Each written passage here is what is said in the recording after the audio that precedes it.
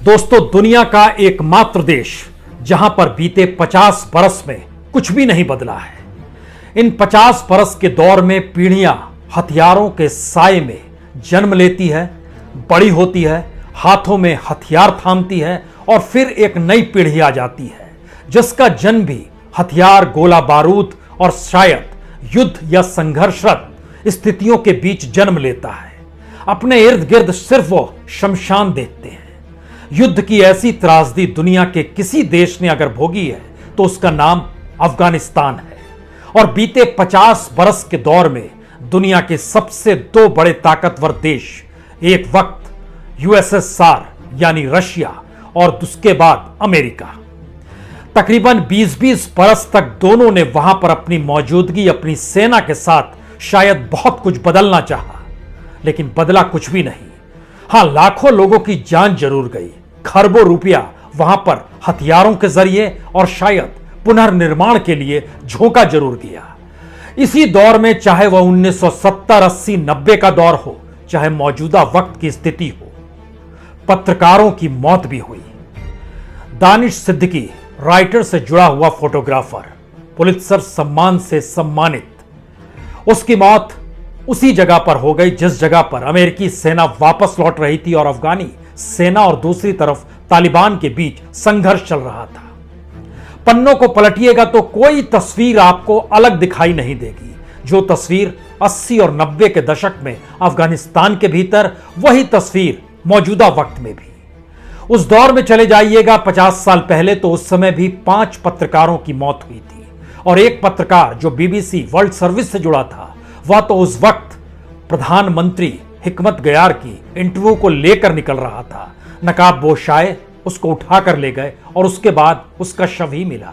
1994 का यह जिक्र है, 29 जुलाई। लेकिन सवाल यह है कि इन 50 बरस के भीतर में अफगानिस्तान को लेकर जो अंतर्राष्ट्रीय कूटनीति या फिर अंतर्राष्ट्रीय तौर पर आतंकवाद या कट्टर मुस्लिम परिस्थितियों के साथ जो जुड़ाव अफगानिस्तान का रहा, उसमें वह कौन सी दुनिया की ताकतें रहीं जिन्होंने उसको मदद की। हैरत अंगेज स्थिति है कि एक वक्त अमेरिका विद्रोहियों की मदद करता है, एक वक्त रशिया विद्रोहियों की मदद करता है, एक वक्त ब्रिटिश सेना वहां पर लड़ती हुई नजर आती है, लेकिन एक वक्त मदद करती है यूएई, सऊदी अरब, चाइना, पाकिस्तान। ये सब कहीं ना कहीं सियासी तौर पर अफगानिस्तान के साथ अपनी अंतर्राष्ट्रीय कूटनीति का खेल खेलते रहे। भारत के साथ पहली बार एक मुसीबत आई जब भारत ने ध्यान दिया कि अफगानिस्तान के भीतर अगर पुनर्निर्माण के लिए वह पैसा झोंक दे और वहां पर एक नई परिस्थितियां पैदा हो जाए, तो शायद आने वाले वक्त में भारत के इर्द गिर्द टेररिज्म खत्म होगा, आतंकवाद को पनाह देने की स्थितियां गायब हो जाएंगी, पाकिस्तान का जिक्र होगा या फिर ईरान के जरिए जो तेल भारत तक पहुंचाया जाए, जिस पाइपलाइन का जिक्र है, उसको भी सुविधा मिल जाएगी। लेकिन ये सारी चीजें क्या धरी की धरी रह गई? ये सारे सवाल हैं। और अफगानिस्तान के भीतर की खनिज संपदा और कूटनीतिक तौर पर कितना महत्वपूर्ण है अफगानिस्तान की उस जमीन का इस्तेमाल, जिसके जरिए एक तरफ रशिया एक वक्त सोचता रहा कि अफगानिस्तान पर अगर उसकी सत्ता हो जाए तो क्या कुछ हो सकता है। एक वक्त अमेरिका ने भी सोचा और एक वक्त चाइना भी सोच रहा है। तो हमें लगता है कि आज अफगानिस्तान के इर्द गिर्द के उन परिस्थितियों को समझने की कोशिश कीजिए जिससे आप समझ पाएंगे कि दानिश सिद्दीकी की मौत जो अफगानिस्तान में युद्ध की परिस्थिति और तालिबान जिस रूप में दोबारा पैर पसार रहा है, उनको देखते हुए, कैमरे में कैद करते हुए हुई, ठीक इसी तरह की परिस्थिति 80 के दशक में क्या थी। कोई अंतर आपको नजर नहीं आएगा। 1980-90 का दौर हो या फिर 21वीं सदी में 2020 का दौर हो, 2021 का दौर हो या 2001 से लेकर 2020 तक की परिस्थितियां हो, तीरों को देखते वक्त आपको सिवाय मौत के, सिवाय गोला बारूद के और कुछ भी दिखाई नहीं दे रहा होगा। अफगानिस्तान बेहद खूबसूरत है, लेकिन अफगानिस्तान की तस्वीर जो दुनिया के मानचित्र पर युद्ध के जरिए उभरती है, उसमें मौत की तादाद गिनना मुश्किल हो जाएगा।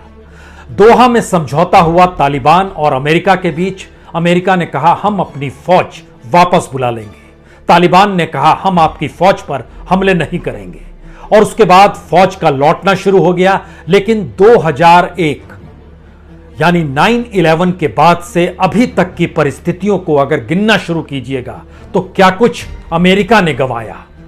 उसकी तासीर यही है कि लगभग 2300 अमेरिकी सैनिकों की जान गई, 450 ब्रिटिश सैनिकों की भी जान गई, 20,600 सैनिक घायल हो गए जो नाटो से जुड़े हुए थे। और अशरफ गनी जब 5 साल राष्ट्रपति पद के तौर पर रहे तो उन्होंने बकायदा एक दस्तावेज निकाला और कहा लगभग 45,000 अफगानी सुरक्षा कर्मियों की भी मौत इसी दौर में हुई है। अमेरिका की एक ब्राउन यूनिवर्सिटी है, उसने जब कच्चा चिट्ठा निकाला तो उसने बोला कि अफगानी पुलिस और सैनिकों की जिनकी मौत हुई उनकी संख्या 64,500 है। और यूनाइटेड नेशन ने जानकारी दी 2009 से तो हमने गिनना ही शुरू किया और 2009 से 2019 के बीच 1,10,000 अफगानिस्तानी नागरिकों की मौत इसी युद्ध में हुई है, इसी दौर में, इसी संघर्ष में हुई है। हमें लगता है एक क्षण के लिए पन्ना आपको लिए चलते हैं 1970-80 के दशक में। उस दौर में रशियन फौज अफगानिस्तान के भीतर थी, वहां की वामपंथी सरकार को मदद देने पहुंची थी, वहां के मुजाहिद विरोध कर रहे थे। उस वक्त तकरीबन 10 से 15 लाख नागरिकों की मौत उस दौर में हुई थी। लगभग 90,000 मुजाहिद लड़ाके मारे गए थे, 18,000 अफगानी ट्रूप्स यानी अफगानी सैनिकों की मौत हुई थी, 14,500 सोवियत सैनिकों की भी मौत हुई थी। तो क्या अफगानिस्तान की यही वो स्थिति है? या फिर जब हमने सामने खबर दानिश सिद्दीकी की आई तो जानकारी यह मिली कि दरअसल 5 पत्रकारों की मौत तो 1970 और 80 के दशक में भी हुई थी, जिसमें एक तो डॉक्यूमेंट्री बनाने वाले न्यूयॉर्क के फिल्मकार थे ली शापिरो और उनके साथ जो उनके साउंडमैन थे जिम लिंडालोस। उनकी पघाम जिला में उस वक्त विद्रोहियों ने मौत के घाट उतार दिया था।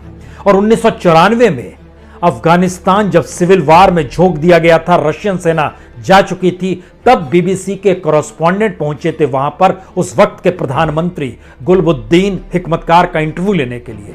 इंटरव्यू भी लिया, लेकिन बाहर निकले तो नकाबपोश उठा कर ले गए। और उसके बाद 1994 29 जुलाई महीना यही था, उनका शव पाया गया। 2 और जर्नलिस्ट थे जिनकी हत्या हो गई। यह परिस्थिति अफगानिस्तान के भीतर, लेकिन अफगानिस्तान का पुनर्निर्माण 9/11 के बाद अमेरिका ने जो सोचा उसमें भारत ने खुद को भी झोंक दिया। तकरीबन $3 अरब यानी तकरीबन 23,000 करोड़ रुपए भारत ने भी झोंके। याद कीजिए 2015 में प्रधानमंत्री मोदी ने अफगानिस्तान की संसद का उद्घाटन किया था, एक बड़ा बांध वहां पर बनाया गया, उसका भी उद्घाटन किया गया। पाकिस्तान पर सामरिक दबाव इसी के जरिए बन सकता है कि वह आतंकवाद को आश्रय ना दे। और जिस तरीके से तालिबान पाकिस्तान का जुड़ाव रहा तालिबान के साथ, उसमें पाकिस्तान इस बात का जिक्र लगातार करता रहा कि पाकिस्तान की जमीन को तालिबानी छोड़कर जा चुके हैं। लेकिन अलकायदा की जमीन, ओसामा बिन लादेन को पनाह देना, ये सारी परिस्थितियों ने बताया कि पाकिस्तान की जरूरत क्या अफगानिस्तान में तालिबान का होना है और भारत की जरूरत क्या वहां पर एक लोकतांत्रिक चुनी हुई सरकार का होना है, जिसके जरिए अंतर्राष्ट्रीय तौर पर उसकी मॉनिटरिंग भी हो सके और वह अपने आप में मुख्यधारा में शामिल भी हो सके। लेकिन अमेरिकी फौज जा चुकी है। ठीक यही स्थिति 1989 में थी जब रशियन फौज जा चुकी थी। उसके बाद पूरी तरीके से युद्ध में और गृह युद्ध की स्थितियों में अफगानिस्तान खो गया था।